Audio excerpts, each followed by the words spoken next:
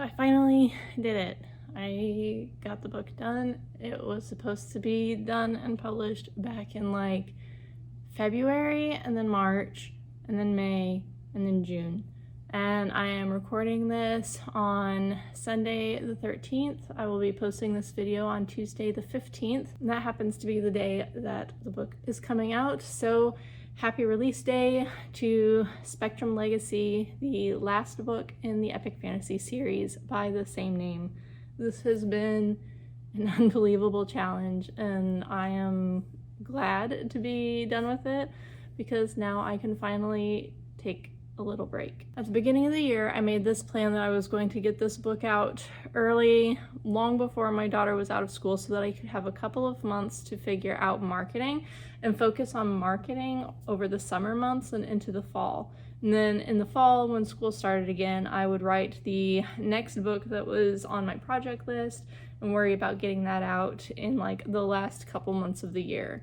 I'm still going to try to do that. I've changed which book I'm going to be working on, but it means I did not have any months that I was focusing on marketing, and that means that this is probably my most lackluster launch ever. I had originally planned to not put up a pre-order and just like launch it and be done or whatever, but when I was done with all the formatting, it happened to be like 3 hours before the cutoff for me to upload a pre-order for the day that I wanted to release. So I went ahead and I put it up just so that I wouldn't have to worry about it. It would already all be scheduled.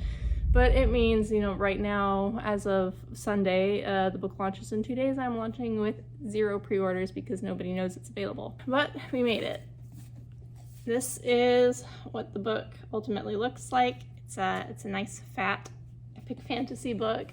And this is actually like the most crooked they have ever cut one of my covers. You can see like it's so far off, maybe like a 1/4 inch off or something. It's just really weird. I've never had one cut that far over, but I'm hoping that none of the actual paperbacks will come looking like that. I spent a lot of time like double checking, triple checking to make sure it was not anything I had done wrong. They just somehow got it really crooked. I haven't been very active here because it's always hard for me to find time to film whenever my daughter is home, and you know, she's been here all summer, so we've just kind of been on the run doing the things that she wants to do. She is 12 now, and that means that pretty soon she's going to hit those teenage years where she doesn't want to spend any time with me, so I'm trying to enjoy her actually wanting to do stuff with me. Over the past couple of weeks, I've spent a lot of time working on edits. We did multiple editing passes.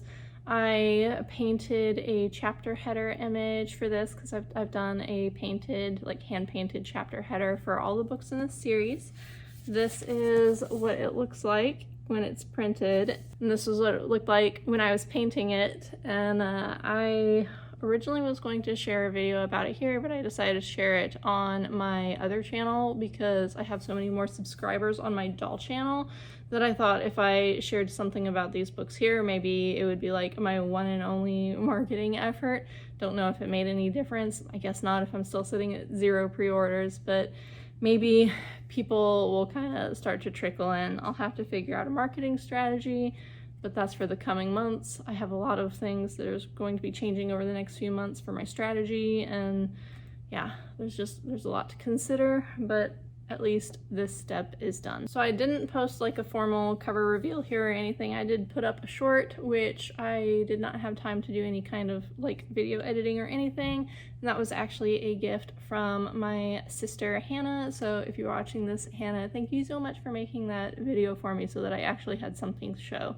The cover was a really fun project. I have a lot of little like bits and pieces and clips from the process of working out the book with my cover artist, like the overall design revisions to make and things like that. I might try to put together some kind of little video, maybe just a short or something. I don't know how much time I'll have for it, but just something sharing what the experience of putting that book cover together was like, because, you know, she sent me, I guess I could just do it right now. I've got like clips showing the initial sketches that she sent me, and these are always so much fun because she is a professional animator, so her sketches are just like so expressive and lively, and I love that. And then we worked out like which pose was gonna work best, and then we figured out like colors and lighting, background options. It was a lot of fun. It's always so much fun to work with her for covers, and I really hope that I get to a point where I'm able to commission more cover art or even just character art from her in the future, because I love it so much. I didn't think of it until after I was done, but I saved some of my page flags that were from my final proofreading pass in this book. I always go through and, I put in little flags where there's things that I need to change, and this is half of them. I did half of the book first, and then we were traveling, and then I did the second half of the book. So I wanted to make sure that I had everything typed up so that nothing would get like lost if the book got dropped and like page flags came out, because I was taking it with me so I could show my family.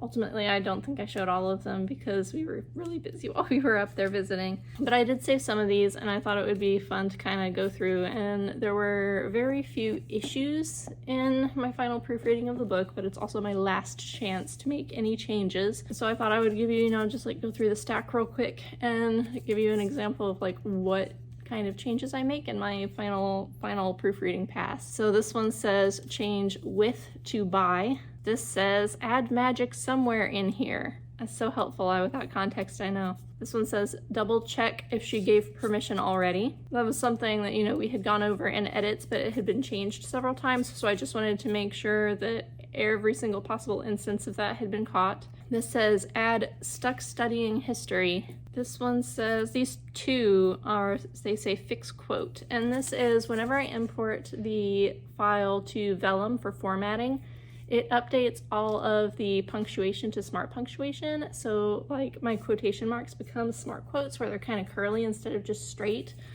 And whenever I import it, for some reason, it'll update like apostrophes to like smart quote single quotes, like the curly ones, but it doesn't do the one on the left right. It changes all of them to the one that goes on the right, like an apostrophe, and the one on the front should go the other direction. So I had to go through and manually check to make sure all of those were corrected. I don't think it would have been the end of the world. I think people probably would have figured out what it was supposed to mean if they were not the correct quotation mark, but I still tried to fix it. This says missing space in seafoam. Seafoam, all one word, is the color. Seafoam, as in like the foam actually on the ocean, is two words. This says missing space. There was a spot where there was a space missing between the end quotation of something a character was saying and her name. This says add guaranteed to be. This says change proof to statement. Change easier to simple. Change leaned to leaning. Underline. This one was weird. For some reason in the middle of the book there was like one word that was randomly underlined. I have absolutely no idea why or how that happened. Change yet for to yet with. Lowercase. There was one place, I always do this to myself whenever I have a character that's like a ranking character, like a general. I always find myself wanting to capitalize the word general, but it doesn't get capitalized unless it's being used to address the general specifically, or if it's being used in conjunction with their name. Another one, fix single quote, remove the word it, remove second again. This was a sentence where there wasn't anything wrong with it, but I felt like using the same word twice in a sentence, it just flowed better without it. Change message to news, add any of the men, change caught to took, lurched. I don't remember what this one was. Apparently something needed to lurch. Change hid to covered. Change walls to wall. This was another one. It wasn't necessarily wrong, but I felt like it was more specific if it was just one wall. And then change scorching to searing, because I had already used the word scorching on that page and I didn't want to be repetitive. There weren't really a lot of errors. I would say, the only errors in there were like the missing space, the case of the word general being capitalized when it shouldn't have been, and then the issues with the quote marks. The rest were just like my last minute fiddly things that I really felt like, they strengthen a sentence if I change this word. So nothing too major. I am sure there are probably still some words like typos in here that I have missed. That's almost always the case. It is 135,000 words after all of the editing, so it grew by almost 1,000 words after I was done drafting, and that was, you know, cutting some things, adding new things, and then little tiny changes like this. On the whole, that's actually not as much growing as my books usually do.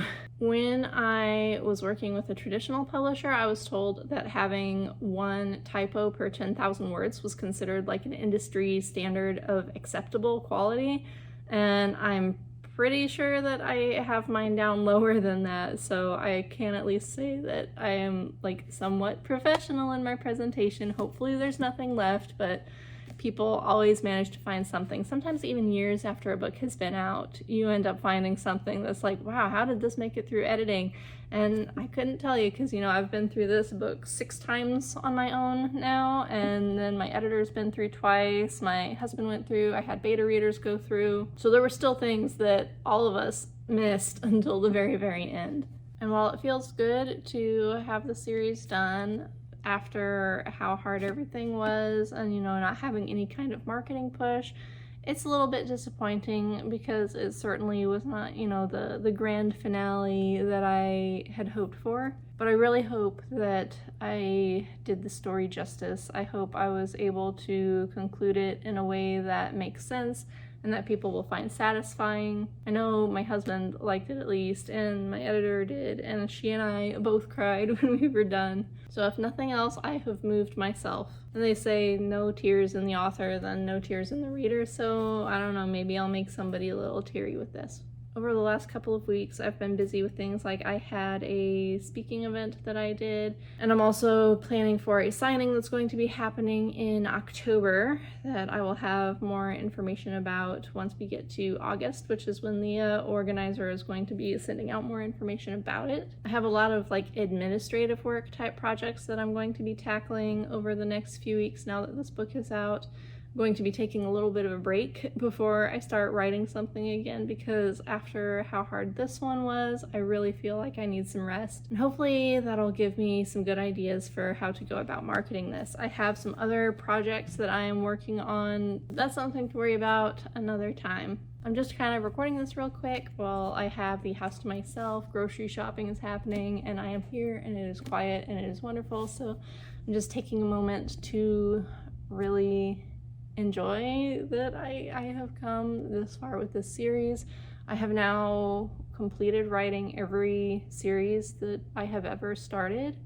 Nothing is left unfinished, and everything is kind of open ahead of me for me to try some different things, to choose a new direction to go, a new path for my writing career to grow. There's a lot of thinking that I need to do, so I'll probably be focusing on that a little bit over the rest of July. That is it for this time. If you have been reading this series, you can get started on the last book now. And if you haven't, then hey, the last book is out now, so it is a great time to start and then binge read your way through the whole series. But yeah, that's all for today. Thank you for joining me. Happy release day to Spectrum Legacy, and I'll see you next time. Bye.